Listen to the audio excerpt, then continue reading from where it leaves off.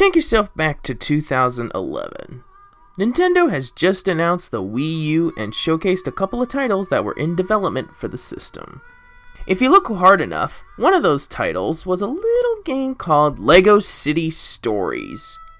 By the time E3 2012 rolled around, the game was retitled LEGO City Undercover. Developed by TT Fusion, Undercover is a very different beast compared to the other LEGO games, as open world exploration is given a much greater focus. But I must ask, does this change hold up today, or should the LEGO games stick with the very old and familiar formula? Well, grab your grappling guns and let's start fighting crime.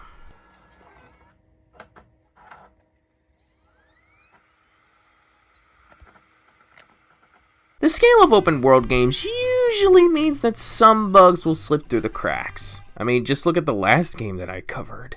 That was a huge mess.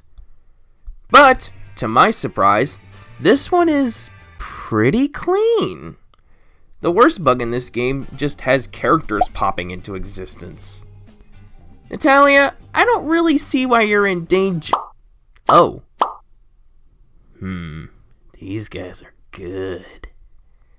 I guess there is also textures and objects popping in as well, but it could be chalked up to the game's lower draw distance.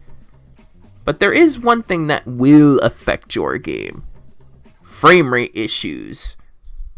The game tries to hit 30 frames a second. Whenever you're in the levels of the police station, it usually achieves that goal just fine. But when you're exploring LEGO City, which is the majority of the game, yeah, that can happen sometimes. But that's all I really have to say about LEGO City Undercover. This is a fantastic build with a few slight cracks. I think you should get this game if you can. But then again, most players didn't have a Wii U, so many have missed this one. That is, until 2017, when the game was released onto the other 8th generation consoles. These ports promises huge improvements like adding co-op support, improved visuals, adding a counter to the required super builds, among other things. While these improvements are appreciated, it does come at a little bit of a cost. What kind of costs you might be thinking? Well, let's pop in the game and I will tell you.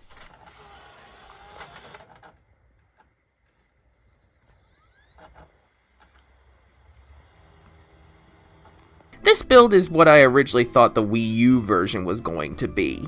Most of the bugs won't affect your gameplay, but some will. For example, the Xbox One and, to a lesser extent, the PS4 versions seems to have trouble rendering water and gas. You may not think this would affect anything. Oh, would you look at that? It absolutely does. I'm getting hurt and I have no idea why. Also, it makes the fire extinguisher a lot more difficult to use on the Xbox One version. LEGO City is going to burn down because of these lackluster fire extinguishers. Meanwhile, the Switch version has a little quirk. Normally, some driving missions have enemies trying to destroy your vehicle. Well, sometimes the enemies will not spawn properly on the Switch version. The mission just kind of feels like I'm taking a casual drive. I kind of like it. And I'll be honest with you, I kind of wish this quirk was on the other versions as well. It would make some of these missions much less of a pain in the ass. Too bad the Switch version also had me restarting game because of the dreaded infinite loading glitch. I was just praising you, game. I think that's about... Wait a minute! There's this!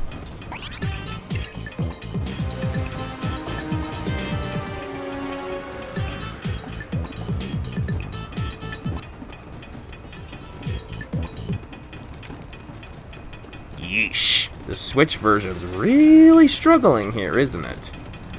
Oh yeah, I also just remembered something. There's also this little quirk.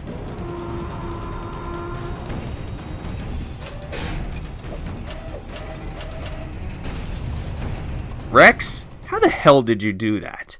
That was kinda cheap, you bastard. And that's about it for gameplay affecting bugs. The remaining bugs I'm about to mention don't really affect the game, but you will notice them. The scenery, texture, and character pop-ins from the Wii U version has carried over onto these ports. I guess some habits just never die, do they? I also had this happen on all 3 versions. Frank, Ellie, you hiding down here?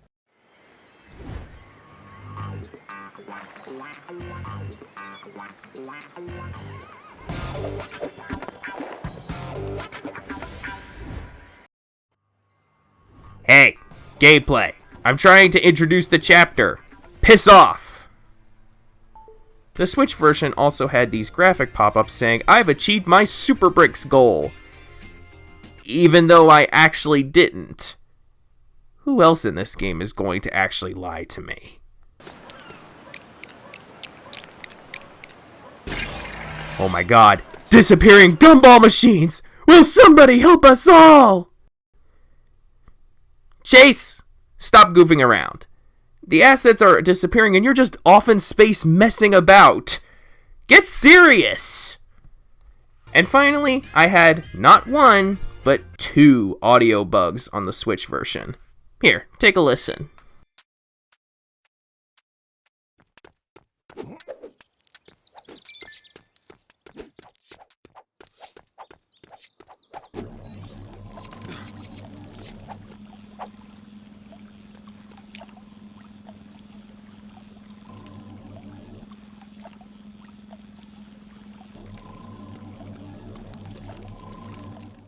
I actually had to restart the game both times to get the audio working properly. Okay, now we're officially past the bugs. How does the game actually run?